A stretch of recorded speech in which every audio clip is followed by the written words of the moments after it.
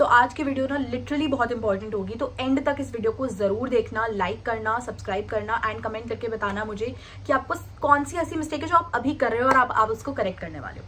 So without any delay, let's get into the video. The first thing which I used to do as an aspirant, जो मुझे लगता है मेरी बहुत बड़ी गलती रही है, that was कि मैं ना एग्जाम्स के लिए पढ़ती थी। मतलब जैसे आज मान लो टीचर ने एक टॉपिक पढ़ाया, कल एक टॉपिक पढ़ाया, परसों एक टॉपिक पढ़ाया और फिर फर्स्ट डे जो पढ़ाया था उसका टेस्ट लिया, तो मैं पहले 3 दिन कुछ नहीं पढ़ती थी, लेकिन तीसरे दिन वो जो पहला वाला टॉपिक है जिसका अगले दिन टेस्ट है, जिसका अगले दिन टेस्ट है, सिर्फ उसके लिए पढ़ती थी और जो रोज पढ़ाया जाता था उसके लिए नहीं पढ़ती थी, रेगुलर नहीं थी।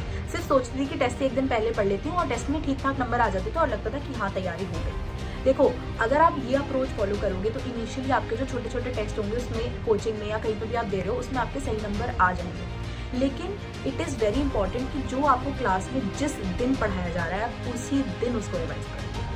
ऐसा मैं इसलिए बोल रही हूँ क्योंकि मुझे बात रियलाइज़ हुई थी बीइंग अ ड्रॉपर कि जब मेरा पहला अटेम्प्ट था ना, तो बहुत सारी चीज़ें ऐसी थी। जब मैंने पेपर नीट पहली बार दिया था, मुझे बहुत ऐसा लगा था क्वेश्चंस देखे कि यार ये ना मुझे कहीं ना कहीं आता है पर पता नहीं याद क्यों नहीं आ रहा है। मुझे वो वाली चीज़ थी कि मैंने पढ़ा तो हुआ है पर अब याद नहीं आ रहा मुझे। एंड जो मेरा सेकेंड टाइम मैंने नीट अटेम्प्ट किया था जिसमें मेरा सिलेक्शन हुआ और जिसकी वजह से मैं आज यहाँ हूँ अपने हॉस्टल रूम में और आपके लिए वीडियो बना रही हूँ, उस अटेम्प्ट में मेरे को एक जो चीज़ समझ आई थी वो ये थी कि जब मैं क्वेश्चन पढ़ रही थी ना, तो उस टाइम पे मेरे दिमाग में ना सर की फोटो आ रही थी। वो दिन याद आ रहा था जब सर ने वो पर्टिकुलर टॉपिक बताया था और पर्टिकुलर चीज़ बताई थी कि नीट में आता है और ये पूछा जाता है। तो वो पॉसिबल तब हो पाया जब मैंने जो पढ़ाया गया था जिस दिन, उसी दिन वो रिवाइज किया। क्योंकि इट इज़ सेड कि अगर आप 24 आवर्स के अंदर अंदर कोई चीज़ आपको जो पढ़ाई जा रही है उसको रिवाइज कर रहे हो तो वो कहीं ना कहीं आपकी लॉन्ग टर्म मेमोरी में बैठ जाता है। और ऑनेस्टली स्पीकिंग जो क्वेश्चंस आए थे नीट में, मुझे लिटरली सर की शक्ल, सर ने कैसे बताया था, सर ने कैसे पढ़ाया था, वो उस टाइम पे याद आ रहा था कि सर ने ये पॉइंट ऐसे बोला था और यहाँ पे इस बच्चे ने ये डाउट पूछा था और ऐसे मजाक हुआ था या कुछ एक जोक क्रैक किया था किसी ने। तो लिटरली आपको ऐसी चीज़ें याद रहेंगी अगर आप रेगुलर पढ़ते हो। प्लस आपके कभी बैकलॉग्स नहीं आ सकते, प्लस आपको कभी टेस्ट की एग्जाइटी नहीं होगी क्योंकि आपका सिलेबस पहले से सारा कंप्लीट होगा। आपको टेस्ट से बस एक दिन पहले जो भी टॉपिक्स आ रहे हैं उसको एक बार रिवाइज करना होगा, आपका ऑलमोस्ट सब कुछ कंप्लीट रहेगा। और एक और फायदा इस चीज़ का कि जैसे कोचिंग में टेस्ट कभी कभी रेगुलर हो जाते हैं तो भी आप इफेक्ट नहीं होगा और आपके प्रॉपर सिलेबस चलेगा। तो फर्स्ट मिस्टेक आपको नहीं करनी है। सेकेंड मिस्टेक जो बहुत सारे बच्चे करते हैं, फॉलोइंग मल्टीपल सोर्सेज, ये मैं बहुत बार बता चुकी हूँ। लेकिन आपको ना एक कोई बुक फिक्स कर लेनी है और आपको उस बुक को ऐसे समझ लेना है कि अगर कोई नींद में मुझे उठा के बोल देना कि ये क्वेश्चन बता दे इस बुक का, तो आपको आना चाहिए। अगर आपने कोई भी एक बुक जिसके अंदर अच्छा मटेरियल है, जिसके अंदर अच्छे क्वेश्चन हैं, सारे टाइप ऑफ क्वेश्चन कवर हो रहे हैं, आपने उतना कर लिया, तो trust me on that, I can bet आपका सिलेक्शन उसी से ही हो जाएगा। आपको कुछ भी और करने की जरूरत नहीं। बट अगर आपको लगता है कि टॉपर्स तो ये कहते हैं कि ये बुक भी करो, वो बुक भी करो, वो बुक भी करो, तो उन्होंने वो बुक करी होंगी, डेफिनेटली करी होंगी। लेकिन जब उन्होंने वो एक बुक 20 बार कर ली उसके बाद उन्होंने दूसरी बुक उठाई है। और हम लोग क्या करते हैं, सारी बुक्स में से थोड़ा थोड़ा कर लेते हैं और हमारा कोई भी टॉपिक कभी भी 100% कंप्लीट नहीं हो पाता। So this is the second most important tip कि आपको एक बुक पकड़नी है, उसको 20 बार अच्छे से करना है। उसके बाद अगर आपको लगता है आपके पास टाइम है तो आपको दूसरी बुक्स पे जंप करना है।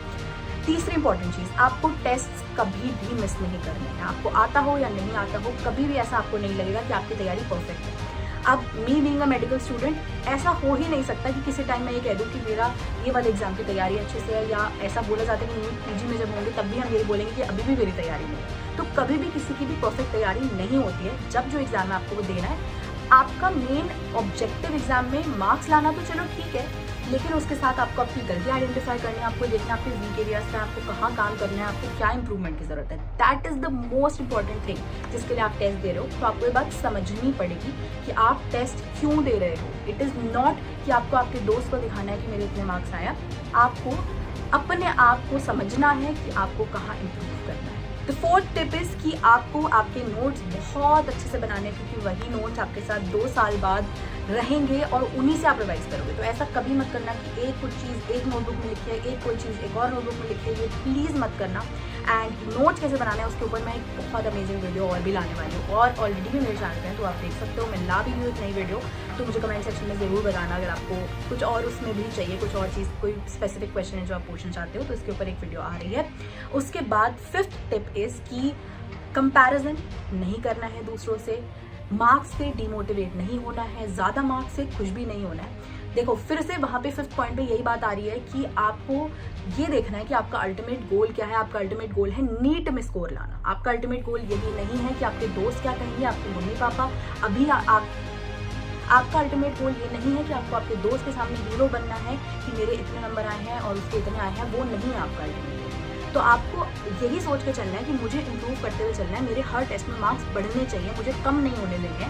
और देखो अगर आपके हर टेस्ट में एवरेज स्कोर सही चल रहा है ना, अगर 550 चल रहा है, 600 चल रहा है, तो there are a lot of chances कि आपका नीट में सिलेक्शन होगा। बट ऐसा फ्लक्चुएट नहीं होना चाहिए, एक में 400 आ गए, एक में 600 आ गए, वो चीज़ नहीं होनी चाहिए। फिर जिस टेस्ट में अगर आपको लग रहा है 400 आए, तो आपको देखना पड़ेगा कि एरियाज मेरे वीक है, मुझे यहाँ पे काम करना है।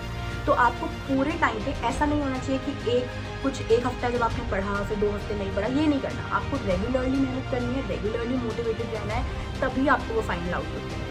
So it is not a sprint, it is a marathon, और उसी की तरह आपको भागना है। तो ये थी मेरी 5वीं टिप, एंड आई होप आपको ये वीडियो बहुत ज़्यादा